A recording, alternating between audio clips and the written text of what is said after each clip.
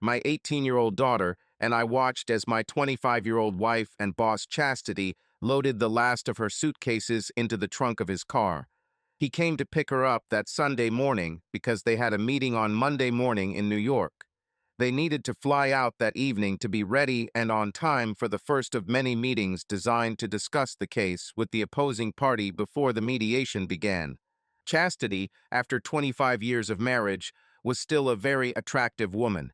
At 5'7", she still looked slim, although she had gained a few extra pounds, as time does. She had black hair and emerald eyes, and her curves were still in the right places. She just turned 44 a couple of months ago. She was a woman who seemed built for comfort and was happy with her life.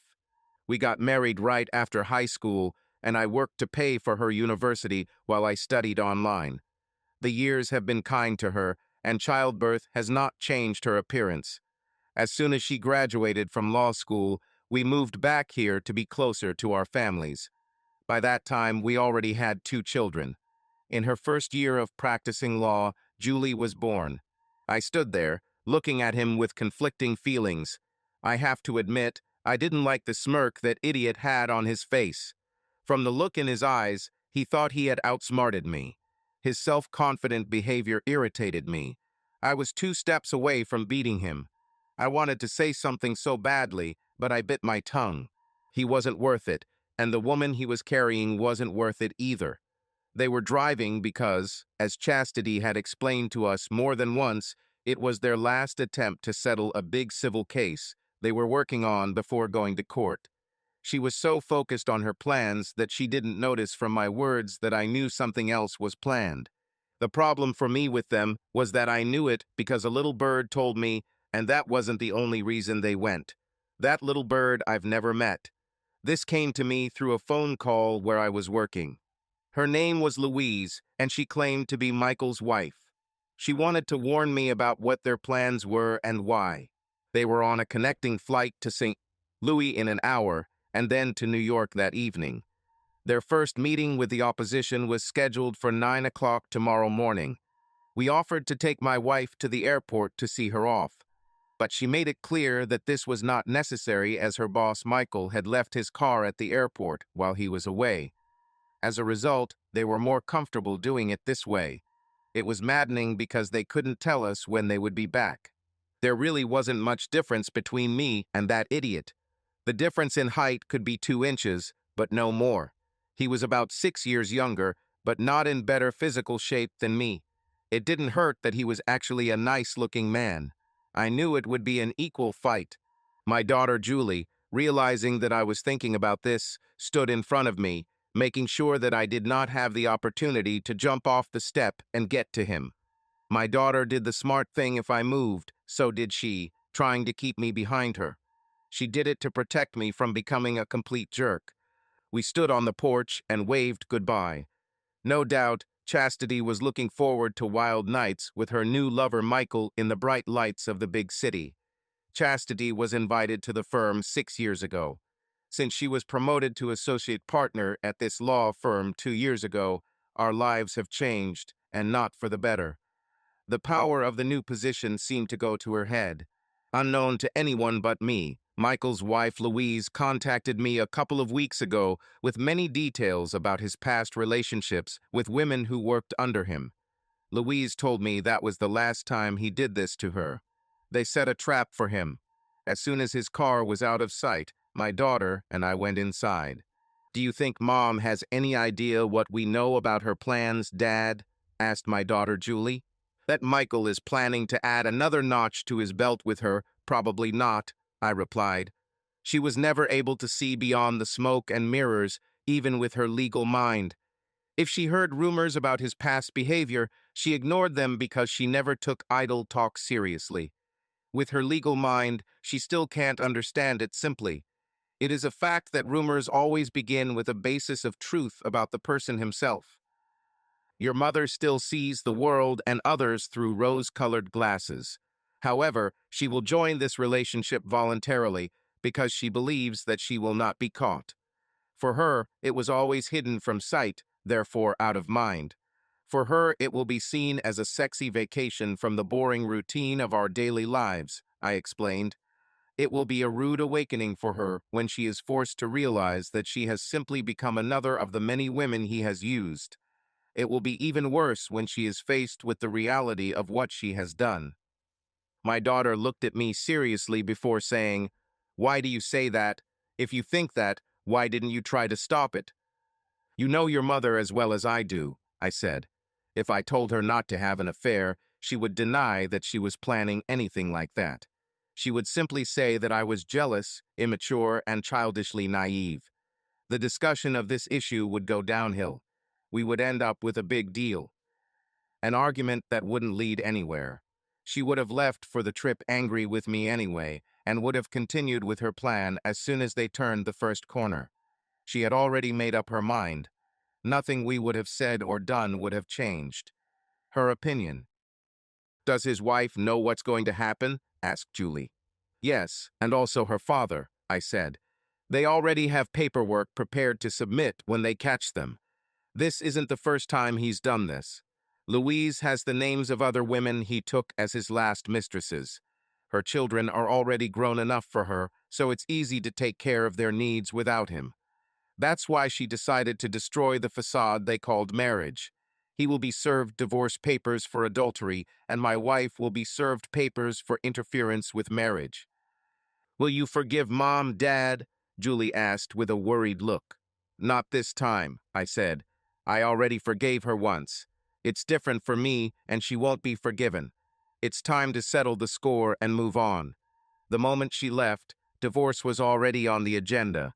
She had her chance and missed it. I will remember the look on my daughter's face for the rest of my life, because neither she nor any of our children ever knew. It must have been a big shock for her to find out that their mother had already cheated once. "Dad, you better explain that comment," Julie said, "because it just doesn't make sense." "Julie, you're the youngest, so what I just told you stays between us," I said. "Last time it was before she found out she was pregnant with you, and continued until she clearly started showing. If you were his child, I would have left her then. Luckily, the blood test confirmed that you are mine." The look of shock on my 18-year-old daughter's face was priceless. It was a family secret, known only to three. For the sake of the family, we deliberately kept it a secret. "Who is he? Do we know him?" asked Julie. "This is a man I haven't spoken to in 18 years, I said. "Your kids all call him Uncle Charles." Julie sat there, taking it all in. Everything was becoming clearer to her. If Charles was present at a family event, her father never went. Her mother always drove them, but she deliberately tried to avoid Charles. Over the years, her grandparents celebrated Christmas twice. Christmas Eve with her family, Christmas with him. Now she understood why her father had never communicated or associated with her uncle. "Hey, Julie," I said sarcastically, "maybe you should text your uncle and let him know that Chastity will be back at the market soon, and let him know what hotel they're staying at this week. With his past experiences with your mom, he might see this as a chance to reconnect for old time's sake." With these words, I went to the kitchen and started making coffee. With the Southeastern Missouri newspaper in front of me, I began scanning the classified pages for a place to rent while I looked for something to buy. I knew that until Julie graduated from university, Chastity would be allowed to stay in the house. I needed to move before Chastity came back. Judge Donald McDonald always put the needs of children first in all of his decisions. In many cases, this resulted in parents being dissatisfied. Not appearing in his court when ordered was tantamount to signing his own death warrant. I knew the results of many of his decisions, so I planned accordingly. I heard Julie's phone ring. I knew she had answered and was talking quietly to someone. I could hear her voice, but since she spoke very quietly, I could not make out the words. They had to talk for quite some time because I had made several calls and was getting ready to inspect several rental units. "Dad, Uncle Charles admitted the scam and asked how I knew about it," Julie said as she walked into the kitchen. "I told him what was going on in our lives at the moment. He fell silent for a few minutes before saying that your dad doesn't deserve to have this happen to him. He said if you're willing to listen to his side, he'll be waiting for you. After 18 years, I have to admit, reflecting on that time, that maybe it's time to hear my older brother's side. Chastity's behavior made me look at that time from a different angle. I saw their behavior then as a complete betrayal, but I stayed in the marriage for the sake of the children. I was old school. I didn't want my children to grow up in a divided home. I opened the liquor cabinet and pulled out a 40-ounce bottle of Jack before saying, "Julie, I need you to take me somewhere and get the car back home. If either of us is sober by then, when this bottle runs out, I'll be home. If not, then when I wake up." He was waiting for me at our old favorite spot, a little fishing spot at the back of our father's property. At first, we just passed the bottle to each other before he told me his side of the story. She was the complete opposite of what Chastity had told me, so I knew the truth had to be somewhere in the middle. After all these years, the truth no longer mattered. It was nice to hear him take responsibility for his behavior after all these years. I thought that, with what my wife was about to do, I could now place more blame on her. Additionally, Charles was always more of a follower than a leader throughout his life. When we were both drunk, our father found us. He saw the fire we had lit and came out with a gun to investigate, thinking he would have to drive away the local teenagers. He pulled us into the back of Charles' truck and drove us back to the farmhouse. Our mother, just like in the old days, took out her cast iron skillet to cook us some eggs and fried potatoes to begin the sobering up process. It's been a long time since I heard my father say, "If you boys want to get drunk and act like idiots, do it here in the back 50. Then, with a smile, he added, "Thank God you did it right." While we were eating, my mother called my daughter and Charles' wife. By the time they arrived, we were starting to sober up. At least we weren't speaking slurred anymore. Mary looked at us in bewilderment. Since she married Charles after everything happened, she never saw us together. "Okay, you made up," Mary said. "After all these years, I think we all have a right to know what caused the separation in the first place." I was about to speak, but Charles pushed me, just like he did when we were kids. It was always his signal for me to shut up while he was trying to get us out of trouble with our parents. He was always better than me at coming up with stories that people would buy. I expected to hear another one, but I was wrong.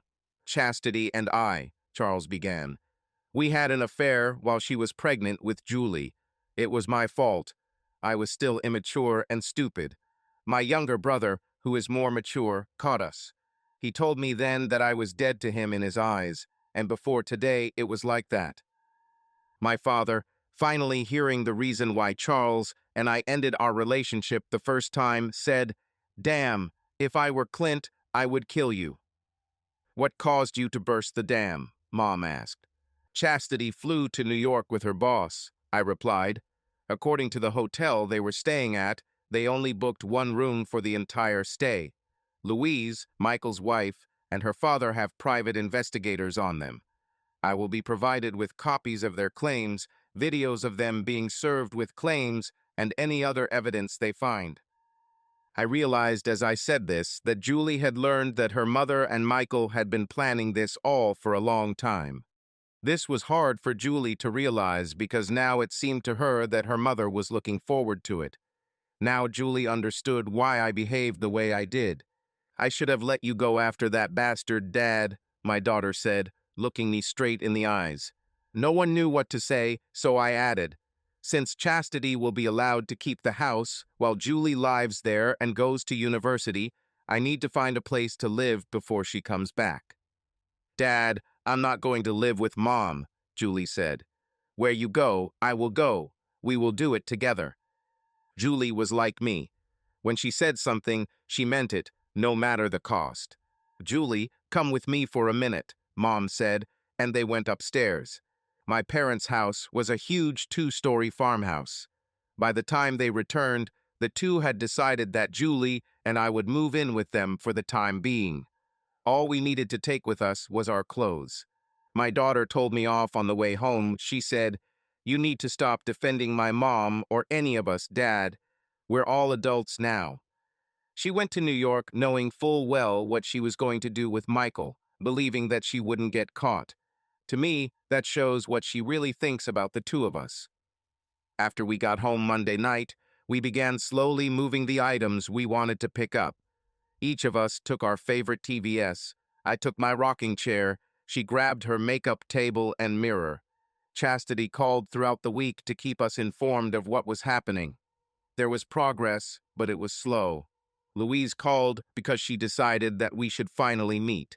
We agreed to do this Thursday night at Logan's Roadhouse around 8. I came in work clothes, without a tie. She was there, dressed in a dress and skirt. I recognized her by the white scarf she was wearing and went over to introduce myself. She was pleasant to look at. It was obvious that she was several years younger and healthy as a horse. She had long blonde hair, soft blue eyes, and a slender figure that commanded attention. Her curves were an open invitation to most men to look inside and get to know each other. She was naturally strikingly beautiful. What impressed me most about her figure was that she dressed conservatively. Michael has truly proven himself to be a fool in my opinion. Having such a treasure at home and going after my wife, who was at least 5 years older, just didn't make sense in my eyes. Why would anyone go for comfort food when they have prime meat right in front of them? I found out that she is indeed 10 years younger than me. Her two young daughters were 8 and 10 years old. I explained that I have 3 children, 2 boys and 1 girl, ranging in age from 23 to 18, but only one still lives at home. She was a kindergarten teacher. Now it became clear why she dressed like that. I worked as a human resources manager at a nursing home in the city. I kept thinking that my teachers in elementary school were never this hot. It was Louise who informed me that they would still be in New York for the weekend because they had finished about 70% of the work on settling the details. After that, they will have to translate everything into legal language and sign an agreement before they can leave. They will be served late on Sunday evening and early Monday morning when they are awakened from a sound sleep. The hotel security service, having received management approval, will allow private detectives into the lover's room. She asked me how I dealt with it. I said much better than last time. We all ended up talking about it. I noted that the main difference between the two was that this time it was intentional. Last time everything was so black and white. She asked if I knew who was first. I told her it was my older brother over 18 years ago, before my youngest child was born. Until this week, we hadn't spoken to each other in 18 years. We made peace last Sunday after I told my daughter Julie about it. I said, "She made us work the way we did when we were young. I had the worst hangover I've had in years." Louise laughed and I said, "It makes it even worse that our father caught us like he did when we were prepubescent teenagers and dragged our asses home like we were still wet behind the ears." Louise thought it was funny, but said it must be nice to be around her parents. I told her that my youngest daughter and I would be moving in with my parents until I found a new home for us. I took my tools, sporting weapons and clothes, and left the rest. I will keep Chastity's cell phone number active until Sunday evening and then block my wife's number forever. Before leaving for the night, Louise and I danced a few times in a nearby bar. I went home in good spirits, all things considered, and was questioned by my daughter Julie. Miss knew everything, should have known everything. The next day, while we were getting ready for the day, Julie continued to tease me, repeating over and over again, "Daddy has found a new girlfriend." Julie and I enjoyed a fantastic Sunday dinner, and my parents were already fully settled. It was a special time for my mother because she had to cook for the group again. She was delighted that we both ate so much and that there weren't many leftovers. At 1 o'clock in the morning, I received a call. This woke me up from a sound sleep. Louise called to confirm that when the hotel detective let them into the room, they were both asleep. Cams filmed the whole thing while they were being served in bed. She sent a temporary copy of the video of this happening to me. I got out of bed, put on my trousers, and went downstairs to put the kettle on. I had just made myself a cup of hot black tea when my mother joined me. "Is the water still hot?" she asked. I got up to make her some tea when I said, Look at the video I just received on my cell phone. I listened and watched as my mother's expression changed. Chastity and Michael were caught naked under the sheets. Their recorded voices expressed shock. Both looked like deer caught in headlights at night. No one who saw it could say that what they did was completely innocent. She immediately sent a copy to her own cell phone before putting it down. "We're done with Chastity," Mom said. I love the complete shock on her face when she was served with the civil suit. "Julie and I blocked her phone number tonight," I said, "because I was warned that they would be served with lawsuits tonight." Mom took her and Dad's cell phones so I could show her how to do it while doing it. It's been a long time since my mom and I shared tea in the middle of the night. It brought back a lot of sweet memories for both of us. I walked in and told the receptionist to block all incoming calls from my wife because I didn't want to talk to her. Around 11, she came and said, "Listen, she calls here every 20 minutes. How can we stop this?" "What's your mobile number?" I asked. She gave it to me. I said, "I'm texting you a video clip. Next time she asks to talk to me, ask for her cell number. If she gives it, send her a copy and let her know by text that Julie and I received it last night." That was the last time I saw her for the rest of the day. As soon as she left for the rest of the day, she said, "I did what you asked." Once she got it, there were no more calls. It intrigued me, so I looked it up. "If your daughter or you need anything, just call, okay?" I nodded my head affirmatively. "Thanks, boss," she said. I deleted it and didn't tell anyone. While my mom was preparing dinner before Julie went to help her, I told my daughter about what happened at work. "I got a text message from a number I don't recognize," Julie said. "It was from my mom asking me to call her. It didn't take long to realize it was probably Michael's number." "I think your brothers will call us around 8 o'clock this evening," I said. "Your mother will call them. They were probably already at the house and found us gone." "If they do, they'll be shocked," Julie said. "I left a short note for Mom saying that apparently you will be forcing your lover Michael to move out since his wife kicked him out." I thought it was funny because I knew Chastity would never tell our sons anything that would make her admit to what she did. "Dad, let's have some fun and turn off our cell phones," Julie said. "So my brothers will have to contact Mom to find out what's going on." That's what we did. For my daughter and I, it was a peaceful night. For others, it was not.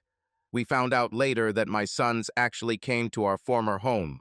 As soon as they walked through the front door, they discovered that my favorite chair was missing. This resulted in the entire house being searched.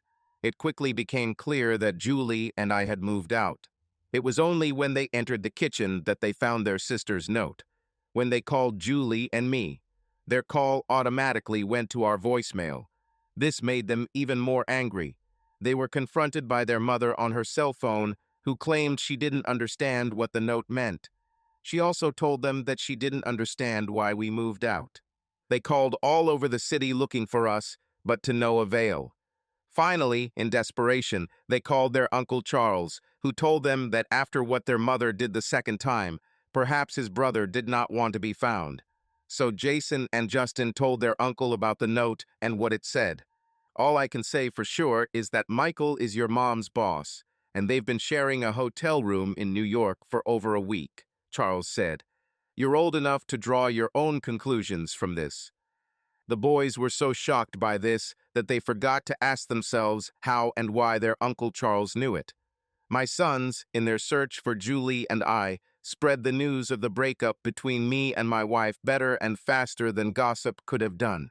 By the end of the next workday, my secretary forwarded a call from my oldest son, Jake. After the greetings, he got down to business. "What's going on, Dad?" he asked. "Where do you and Julie live now?"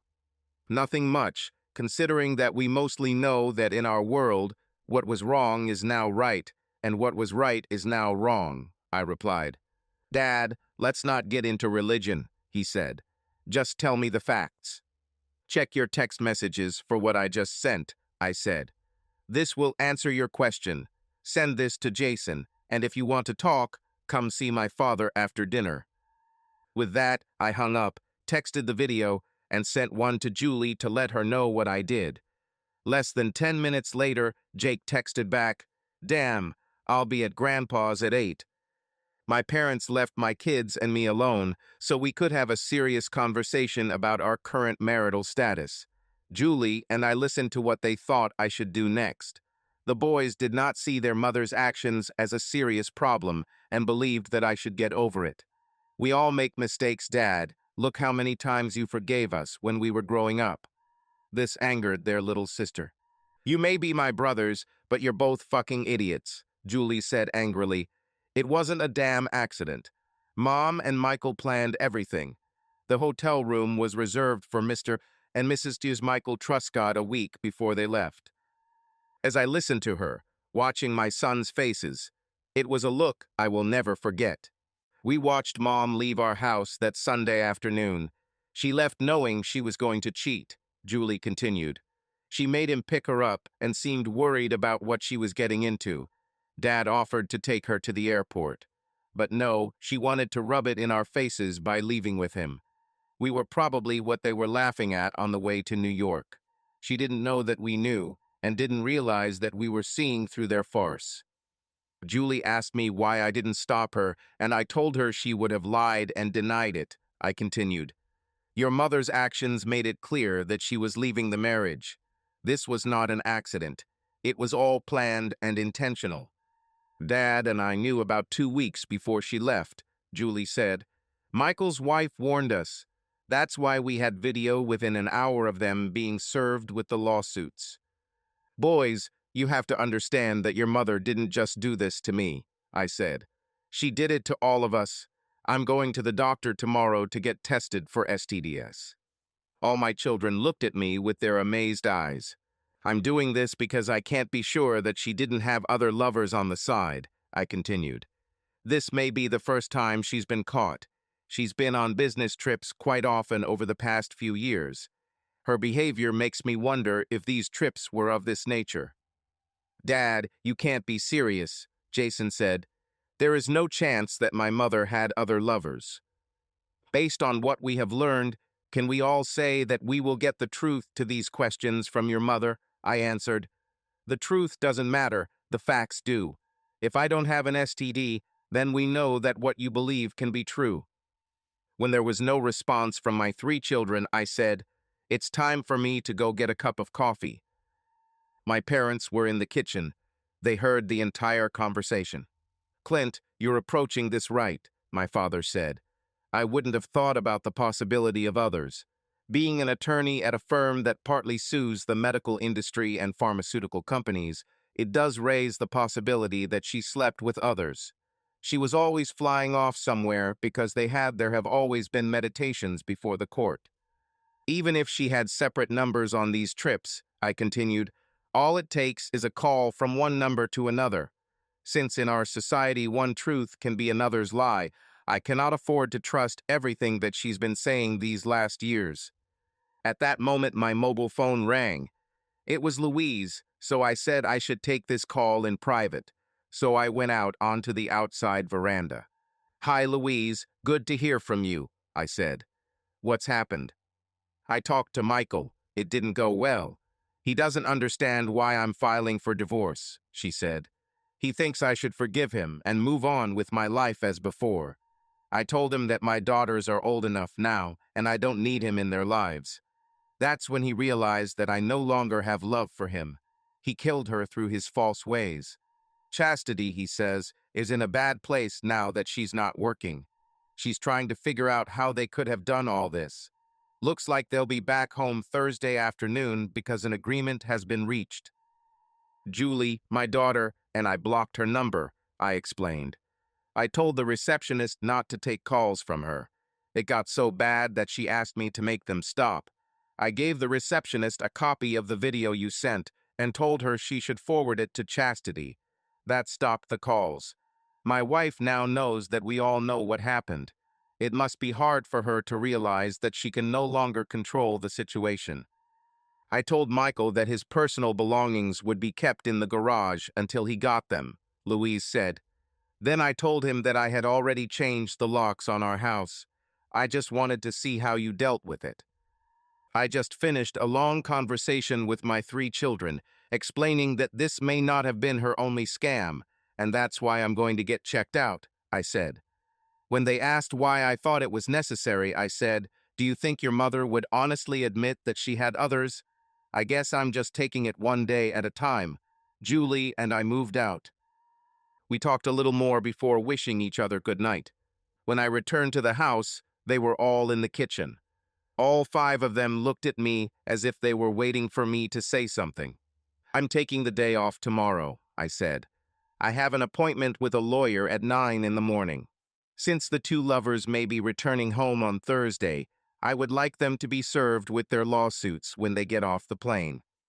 I think that's when my sons finally realized the gravity of the situation because they started to have tears in their eyes. Then my father said, "Jake and Jason, Michael wasn't the first man your mother was caught with by your father, but he will be the last. He's a more manly man than me because I would have killed the first son of a bitch." "That's nonsense," Jason said. "Mom said she had never cheated before, and until we said we had the video, she denied that she was having an affair." "You are idiots," my mother said. "Why do you think your father never spoke to your Uncle Charles until this week? They finally made up about it on Sunday night." The boys were amazed and looked at their sister. "Uncle Charles admitted it," she said. "He said our dad didn't deserve it, but he did. When I told Dad that Uncle Charles and Dad made up." The emotions were raw for everyone involved. I got up and put the kettle on. All 3 of my children experienced the consequences of their mother's behavior in their own way. As their father, all I could do was be there for them. I knew it would change their lives in the future, even though they might never see it. How they deal with this will forever determine what kind of people they become. The boys decided that they would rather go home and prepare for the workday tomorrow. By the time they left, the kettle was boiling. I prepared a cup of hot tea for myself and my mother. Since it was almost 11, Julie climbed into bed. This left me and my parents a chance to talk. "They'll be watching you," Mom said. "How you handle it will give them guidance." "I know, Mom," I said. "So I'm going to try to stay calm," I continued. "To do that, I need to leave it to the lawyers. I can't go back in time and change what happened. Other than killing her, the rest is really out of my hands." For some, this would be the final decision, my father admitted honestly. "You're right, but in my opinion, chastity isn't worth going to jail for," I said. "So does Charles." My father looked at me with pride in his eyes and said, "You are a better man, son. Your mother and I should have raised you right." The lawyer I contacted listened intently as I recounted the events that led me to her office. It was interesting for me to watch her take notes. When I mentioned the name of the company where my wife worked, her eyes lit up. "Mr. Clint Walker, did you know that I once worked for them?" she asked. "They have a code of ethics that is written down in the HR manual, which I still have a copy of." I think she saw my interest because she added, "We might sue the firm in addition to both of them. We might not get much more than legal fees, given the way state judges look at things at present, but it will create serious problems for both." "Brenda Ferguson, let's do this," I said. "As far as I know, they are returning from New York and will be here on the first incoming flight from St. Louis on Thursday afternoon." After I left a deposit for her services, she said, "I'm looking forward to it. When they fired me, they said I had no desire to follow through. They'll soon find out how wrong they were." I left her office thinking that David was going toe-to-toe with Goliath. The company where my wife worked was the largest in the area and had 4 divisions. Our family doctor was shocked to learn why I wanted to be tested for all sexually transmitted infections. He was our doctor all the years while our children were growing up. He would never have expected this, but he figured it was better to be safe. What I didn't know was that my oldest son, Jake, called his mother after leaving his grandparents' house to let her know what was going on. When he told his mother that I was taking tests to make sure I was clean, she asked why. He told her directly that between Uncle Charles and Michael Truscott, No one in the family could say for sure that there were no other lovers when she was not at home. She wanted to say something, but Jake told her not to worry because she had been caught lying too often. "Give things some time to cool, Mom, before you explain anything," he said, "because now we'll take it as just another lie." The company where my wife worked was fined while the lovers were on the road. My lawyer asked for $10 million. She also made clear in the suit that the dismissal of the senior and junior partners would be considered an admission of guilt. The moment the two lovers got off the plane, they were met by a procedural officer. It was noted by a third party that they did not appear to be a happy couple and that my wife had to take a taxi home. The doctor called me for an appointment for a shot, and it turned out I had a mild STD. Because it had to be reported to county health authorities, Chastity was called in and forced to reveal all of her sexual partners. My lawsuit was made public on the 6 p.m. news. Chastity and Michael's behavior became public knowledge. Brenda Ferguson began to act quite effectively, it seemed to me. Julie called me in response to my text message while she was moving from class to class, and I gave her the news of what the doctor had said. She called her brothers and told them that their mother must have had more lovers, explaining why. I sat with my parents and my daughter while they ate. I declined because I had a dinner date. My always curious daughter asked if she was with the same person as last week. When I answered yes, she smiled and winked. As I was leaving, she sent me a text message. It said, "Daddy has a girlfriend." I was pleased that despite everything going on, she could still find humor in it. Louise Truscott smiled when she saw me as I walked into Red Lobster's. This time I dressed informally, as did she. "You don't do small things," Louise said with a laugh. "My dad says you're a rock star, and he loves it. If that doesn't take Michael down a notch, nothing will." The lawyer I hired used to work for them and is using me to get back at them, with my permission, I said. "She's got a cop, HR management, that allows us to sue them for not following their policies." "I'd like to be a fly on the wall in their office tomorrow," Louise said. "It won't be a good day for them." The waitress then showed us to our table. We both ordered alcoholic drinks, after which Louise handed me an envelope. "Inside is a certified statement from 5 of Michael's subordinates," she said. "They were all employees at the time. Their statements make it clear that they were forced to satisfy his sexual needs." "Oh, my case in court just got stronger," I said. To be honest, when she suggested this course of action, she thought that because of the way judges look these days, we'd be happy if we won enough to pay her legal fees. I think it will go a long way toward establishing a long-term pattern of behavior. We both went through divorces and began to develop a friendship. I even began to enjoy the time we spent together. It was almost midnight when I returned to my parents.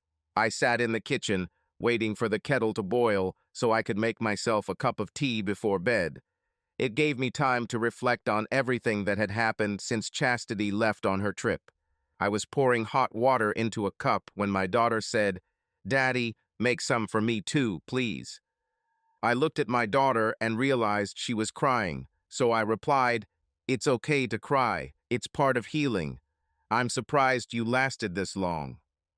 She threw herself into my arms and burst into tears.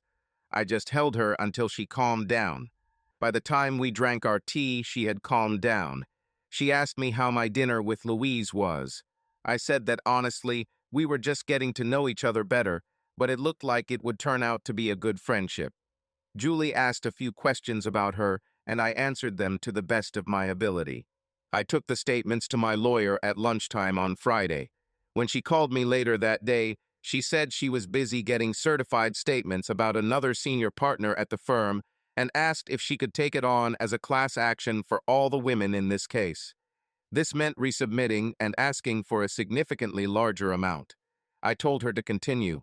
Before saying goodbye, she said she learned from a friend that it had been a very difficult day for Chastity and Michael. Even though they brought home a huge settlement and made millions for the firm, there was no mention of it. The employees I worked with were very supportive, as were other people in senior management. I went to the bank and withdrew 1,000 in cash on the way home. As soon as I returned, I hugged my mother and stuffed the money into her apron. Yes, she noticed this and looked at me with a look that only a mother can give to her son. Just consider it a donation to help cover your extra expenses while we live here. Okay, I said. Anywhere else, it would have cost me a lot more. She was about to say something, so I looked at her so that she spoke. Only this time, it won't happen again. Understood? I nodded, grateful that she let me get away with it. Chastity returned home to an empty house, having survived a day where she was treated like a disease. Both Michael and she were effectively unwanted guests. Her husband and his lawyer were suing the whole damn firm. She couldn't understand how her husband, Clint, had managed to find a disgruntled ex-employee who would never have made a partner to represent him. It was not the fact of the lawsuit itself that was important. What was important was that Clint used someone who knew all the tricks they would try to minimize the claim before moving forward. This put the firm at a disadvantage from the very beginning. Finally, having made herself a rye cocktail, she sat down and read the divorce petition to the end. She then realized that both her husband and daughter knew about their plans when they saw them leave. They even knew that they were registered as a couple. Clint now had to see that this turned out to be the end of their marriage. She, not seeing this, sent a message to her husband and daughter, which was now quite clear, even if it wasn't true. Now there is no way to undo the damage she has caused. Her best defense would be to stall until Clint calmed down. Maybe then they could talk. Jake was right. Everything she did now seemed like a lie because of how everyone saw what she did. None of this was definitely worth what she was forcing everyone to face. She walked out the front door to get the mail, thinking it couldn't get any worse. While going through it to sort through the junk, she found an envelope addressed to her from the county health department. After opening the letter, she found out that I had contracted an STD. Chastity was asked to come in for a checkup. Chastity sat down and started crying. This was becoming a real nightmare for her. There have been several chance encounters on business trips in recent years. Clint would tell their children the results. Her family will now think that she is just a slut. Michael Truscott sat behind the counter in a darkened bar on the cheap side of town, drowning his sorrows as he tried to understand why his wife Louise had filed for divorce. She forgave him for all the other times, which is what made this time so special. He really wasn't paying attention to what was happening around him, so he didn't notice the man who sat down on the stool next to him. Loud voices came from the other end of the hall, attracting everyone's attention. This quickly escalated into a fight. Michael turned to look, just like everyone else, and was hit, not once, but 3 times very hard in the face. A voice from somewhere said, "I'm a friend of Chastity's husband, Clint. Every time I see you, I will do it again. What gave you the right to destroy the life of a good man?" The only thing he could see through the blood and pain was that it was one huge African American. I knew that the situation with my eldest son, Jake, had to be resolved. It happened on a Saturday afternoon while I was cleaning out a couple of paddocks in my dad's barn. Jake was very stubborn, and once he made up his mind about something, no one could change his mind. He visited his mother in the morning. Chastity took it badly and spent a couple of hours crying on his shoulder. He decided that it would be best for everyone if I took her back, and we all continued to live as if nothing had happened. I knew there was no point in arguing with him, so I let him talk until he let it all out. "Jake, if you were married," I said, "and found out that your wife was sleeping with others, would you take the advice you gave me?" He fell silent, so I added, "You come here and tell me that I've had enough of marrying a slut. I should shut up and enjoy her presence in my life. This means that in your eyes, I'm just a non-entity that everyone should trample on." His face turned white because he had never seen it like this. I was upset, so I added, "If you don't respect me as a person capable of making my own decisions, don't come here again." I walked away and left him standing with a huge dose of foot-and-mouth syndrome. He was young and stupid. Like me in my youth, he reacted without hesitation. Now he had to face my reaction. "Jake, not fully understanding his behavior, went to talk to his Uncle Charlie. After hearing what happened, he told Jake that it reminded him of how stupid he was when he was his age. "Your mother was after me, Jake," Charlie said. "I fell in love, and it cost me 18 years of separation from my brother. You need to understand that there are always two sides to the story. Both parties express their emotions in everything they say about the situation. Your father is right, your mother did not get the STD from Michael. So whoever it was, she brought it home and shared it with your father. To me, this proves that she saw my brother as nothing," Charlie added. "After everything he did for his family, this was his final reward. You tell him to accept this fact and live with it. It only made your father angrier." "How you fix it is your problem, Jake," Charlie added. "But correct it, because if you don't correct it, you may lose your father forever. Our father always said that giving the person who hurt you one chance, if they do it again, they're done. Your mother took her chance with me. It's sad that by her behavior, she showed that she never learned anything." It was a great day Monday morning at the firm where Chastity and Michael worked, because my lawyer had dropped my lawsuit against the firm. They both returned to good standing. They were praised throughout the day for the outstanding settlements they achieved for their clients and the proceeds they earned. Michael Truscott looked terrible, but managed to cope. He had 2 huge bruises and a cut above his left eyebrow. In one private moment, he walked into Chastity's office to tell her what had happened and what had been said. As a result, Chastity was standing by my car as I left the nursing home that day. She looked tired and exhausted when I came out to her. I had to be very careful about what I did or said. "Call off your dogs," Chastity said. "Michael has enough problems of his own to look around because of your thirst for revenge." "I don't know what you're talking about," I said honestly. "He was beaten," Chastity continued. "The man said that he is your friend, and every time he sees him, he will do it again." I started laughing. I thought this was one of the best news in recent weeks. Having calmed down, I said, "If I knew who it was, believe me, I would buy this man a large bottle of whiskey as a token of gratitude. I think your lover got off easy. If it were me, he would already be dead." And then I received a text message. I looked at it and saw that it was from Louise. She wrote that I should come to her as soon as possible. This is important. As soon as I read this, another message arrived with her address. I replied that I was already on my way. "I've never seen you so cold and cruel," Chastity said. "It shouldn't be like this. Get your damn lawyer and let's get a divorce already." I got into the car, started it, and drove away, leaving it standing there. I'm done with her lies and ideas of morality forever. Louise was standing at the door as I arrived. It was obvious that she was very upset. "What's happened?" I asked as I approached the front door. "Is there something I can help solve the problem with?" "My dad's friend made his cousin beat up Michael," Louise said, "and used your name to send a message." I guess my huge smile said a lot. Relief quickly appeared on her face. "Are you not angry or worried?" she asked, relieved. "Not at all. I just wish I knew where he lives so I can send him a thank you whiskey," I said. Automatically, I hugged her for a moment.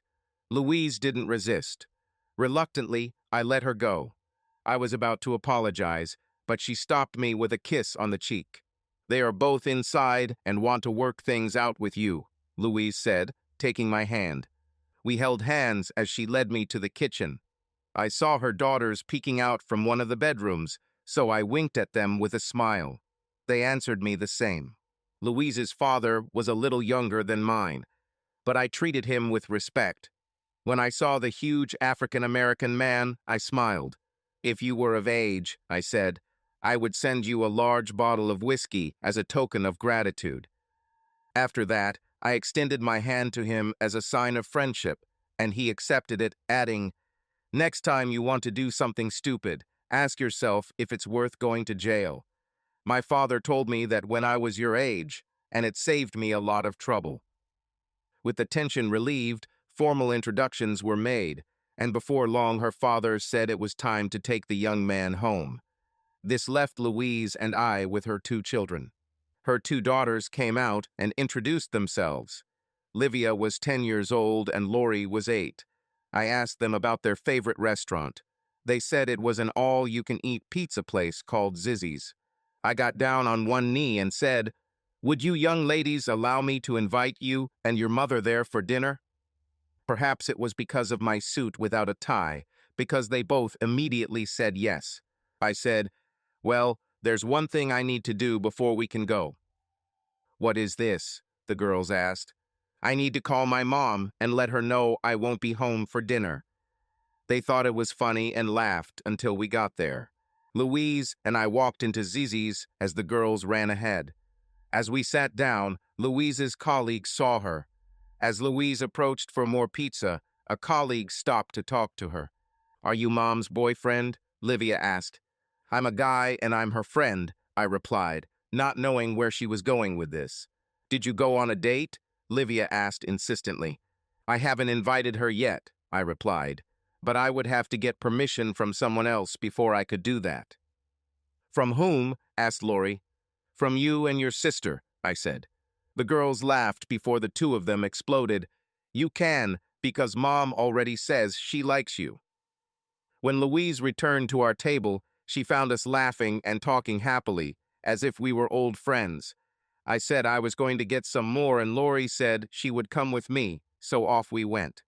Lori decided she was ready for dessert, and I put what she wanted on her plate. I thought she would return to the table, but she waited until I had helped myself. Once we got back to their house, I escorted the three ladies to the front door. As Louise opened the door, I lowered myself to my daughter's level and thanked them for having dinner together. As soon as the door opened, the girls ran inside, getting ready for bed. Then I decided to say goodbye. Since I was extremely inexperienced in dating, I decided it was best to just say goodbye. So, after saying goodbye, I got ready to leave. "Come back here, Clint," Louise said. I turned on the step so that we were face to face. Louise leaned over and kissed me on the lips. I reciprocate her feelings. "My daughter said you were going to ask me on our first date," Louise said. "Livia made a mistake?" Louise took me by surprise, so I began to explain what happened while she was talking to a colleague. Then Louise and I sat on the front porch like teenagers discussing the situation. It took us a while to both admit that we were interested in each other, but were both worried about what we were facing. Since it was almost the end of September, we decided to take the girls to the town fair the following Saturday and then decide what to do next. It was almost 10 o'clock in the evening when I arrived at my parents' farm. I went into the house and found that everyone was still awake. Julie immediately noticed my good mood as soon as I walked through the door. "Dad has a huge happy smile on his face," Julie said. "The meeting must have been really important for him to be so happy."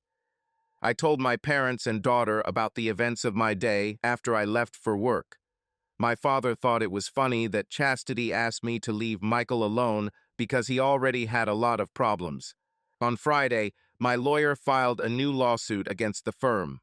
The suit named 4 senior partners and 16 female victims, and I tried them jointly. Copies of the claim were delivered to the senior partners' homes. 3 of the older partners were told by their spouses not to return home.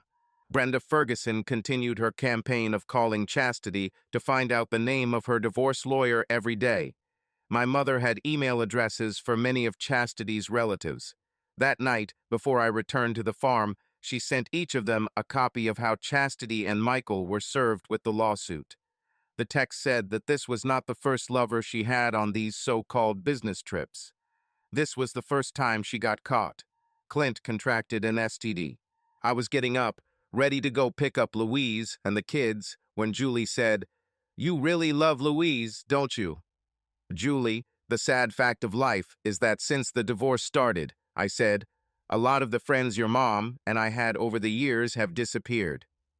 "Louise and I bonded over shared experiences," I said. "Because of this, it was easy for us to trust each other. It's too early to tell where our relationship will lead, but I'm open to it. Dad, if you need dating advice, don't hesitate to ask." Julie said with a smile. Just promise me that you will introduce us to her before things get too serious. It seems that Louise was afraid of heights, so I spent about an hour with her daughters on the Ferris wheel. At their age, it was a favorite pastime. We played by ear and just enjoyed the moment. All four headed to the food area. The children decided that they were hungry. Lori sat on my shoulders because she was tired. We were queuing for food when my brother Charles and his wife found us with their two youngest. The elders were somewhere with their friends. Presentations were made. Mary and Louise hit it off immediately. As soon as I took Lori off my shoulders, we sat down to eat. Four children found company around their age. The adults could only follow them. Considering the cost of fare rides these days, it didn't take long before I spent a couple $100. Mary and Charles decided to have a Sunday family meeting. They invited Louise and her children. Louise said she would love to come, but her daughters would be spending the day with their father for the first time since he left for New York. By 6 o'clock in the evening, the children are very tired. Louise had just bathed her daughters and put them to bed when Michael called her. He won't be able to pick up the children on Sunday. He was in the emergency room receiving medical care. Looks like he was beaten again. Louise told him it couldn't be Chastity's husband because he had spent the whole day at the fair with me and the kids. Michael was unhappy about this. I called my brother to let him know the kids were coming. I left her house around 9 p.m. reluctantly because we had decided that we would start dating. On Sunday, I picked up the new ladies in my life at 2 o'clock in the afternoon and went to my brother's. Julie and her current interest were already there. My mom and dad were also present. Charles's entire army was in place. My two oldest came last. It was a big event for my brother. For the first time in his entire married life, I was in his house. Mary was delighted to introduce Louise and her two daughters to everyone. It didn't take long before they were accepted. What got interesting for me was when my oldest son said we needed to talk. We moved to the edge of Charles's property. "Dad, I was wrong," Jake said. "I succumbed to my mother's manipulations. She set me up when I came to you last week. Uncle Charles and several of my colleagues explained everything to me." "What lesson did you learn?" I asked. "When it comes to family, first of all," Jake said, "the best thing to do is to stay away, because no matter what you do, you're only making things worse. You need to let them figure it out on their own, in their own time, not yours." "You're right, but this is the hardest thing we do because we care so much," I said.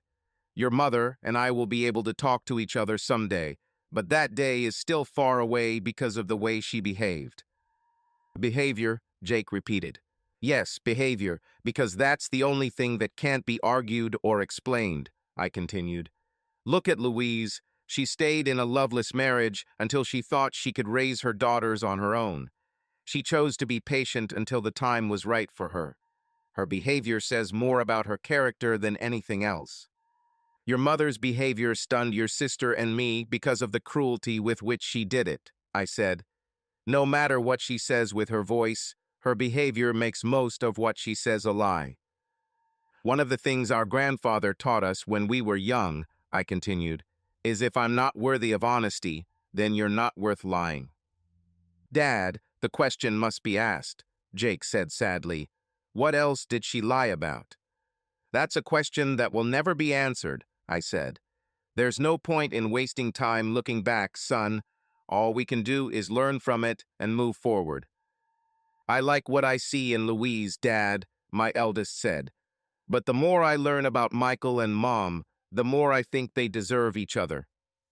Julie came up to us and said, "Your conversation is starting to attract attention. Maybe you can leave the rest for later." "We're done, sister," Jake said. "I just needed to apologize to Dad."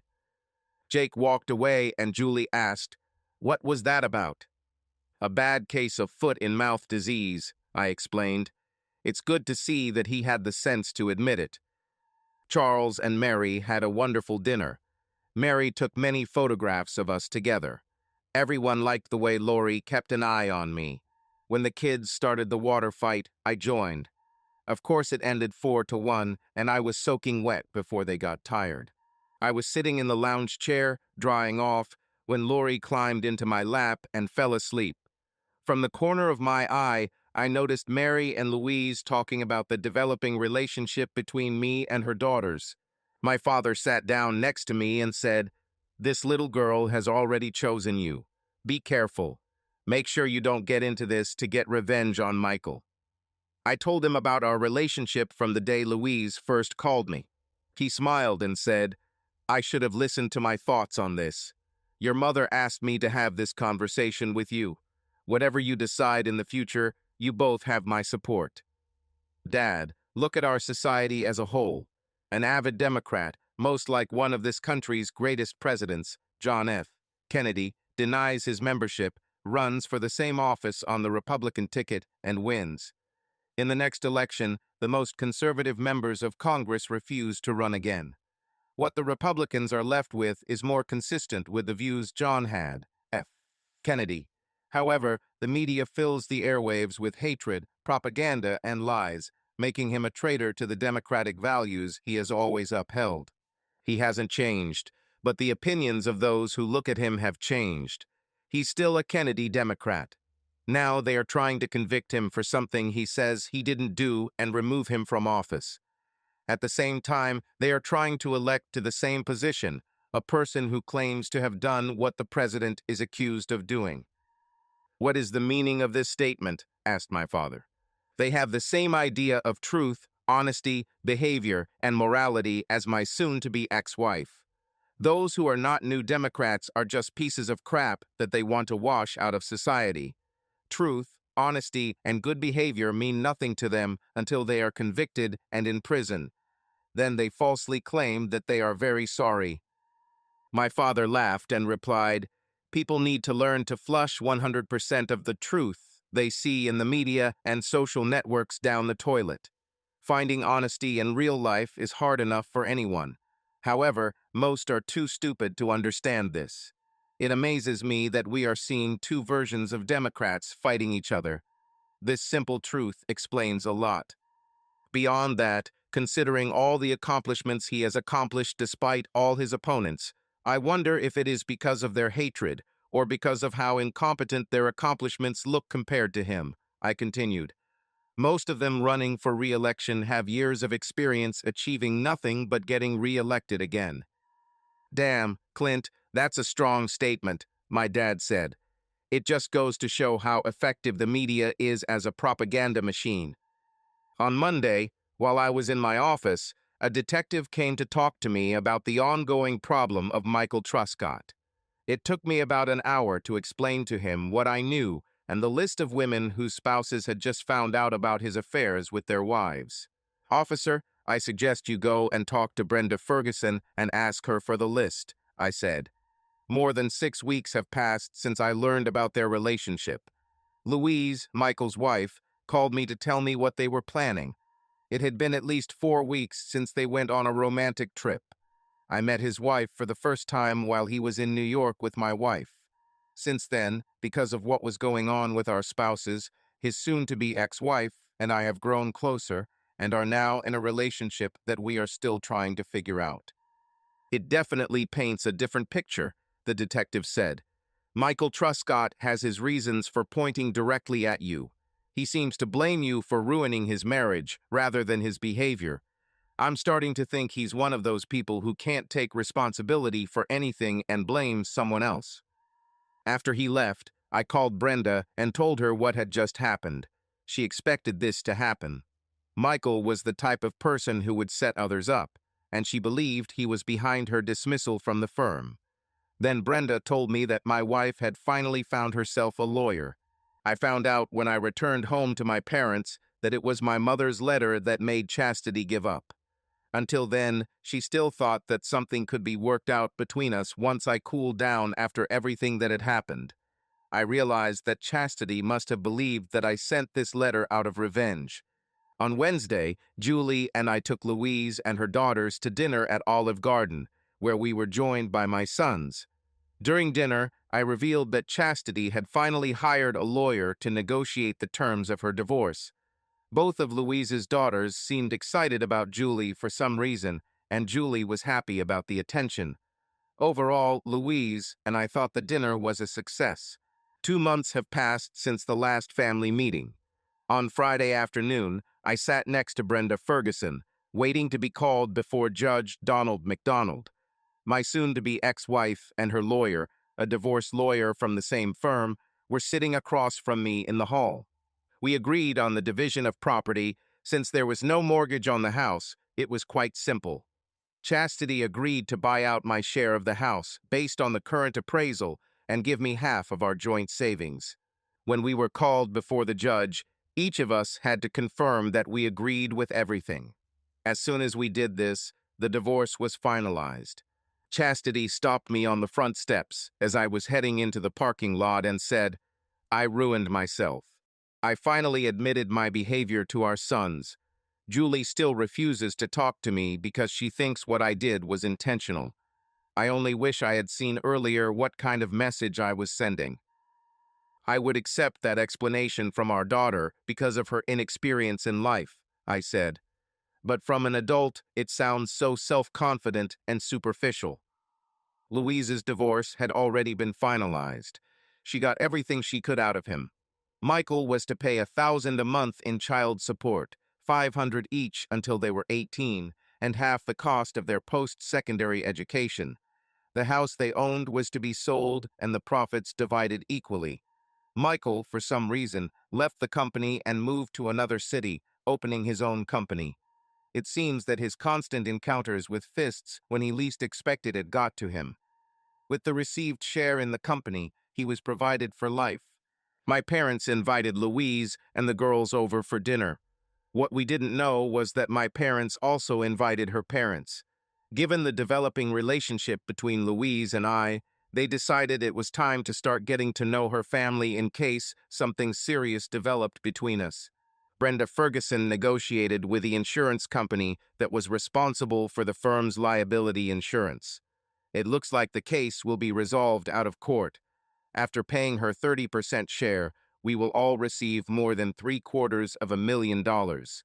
We all sat around Mom's formal dining room table, which was being used for the first time in years, just relaxing after a big dinner. When I stood up, I pushed back my chair and got down on one knee. Taking the ring box out of my pocket, I said, "Louise, will you take a second chance and marry me?" Louise said in complete shock, "Yes." That's when the real party started. Mom had to call Charles and Mary and my 2 sons about the good news. They arrived within half an hour. Amidst all the excitement, I noticed Lori was crying, so I walked over to her as she sat on the floor and sat down next to her. She immediately climbed onto my lap. "What happened, baby?" I asked quietly. "Nothing. I'm just happy that you're going to be my dad," Lori said. I looked at Louise, who had tears in her eyes. I think she could see them in my eyes, too. I stood up, holding Lori, and walked over to her mother. Everyone understood that this was an important moment of rapprochement. Livia came and stood next to us. "Dad," Livia said, "when Mom and you get married, will we also take your last name?" "As soon as the court allows," was my answer. "Livia and Lori," my father said, "from now on, you can call us grandparents, okay?" My only thought was how much time my new daughters would spend with my parents. Both enjoyed the prospect of spending time on the farm. My father will teach them how to ride horses in no time. Later, in private, Louise asked me how I was going to convince Michael Truscott to let me adopt his daughters and legally change their last name to mine. I said I'll leave it up to me. Then the search for a home began in earnest for us. The plan was for Louise and the girls to move there before our wedding. About a month later, I showed up unexpectedly at Michael Truscott's office. His secretary told me to come in. I walked in and closed the door behind me. His face began to heal, but his appearance had changed greatly. He was beaten 8 times. The detective interviewed all of his former lovers and their spouses, but he still had no firm suspicions. I decided to take the risk that he truly believed that I was responsible for the disfigurement on his face. "I think you heard that Louise and I are getting married," I said before he looked up. Michael's face went white as he looked up. He seemed to truly believe that I was the person responsible for the injuries he suffered. "What do you want from me?" he said fearfully.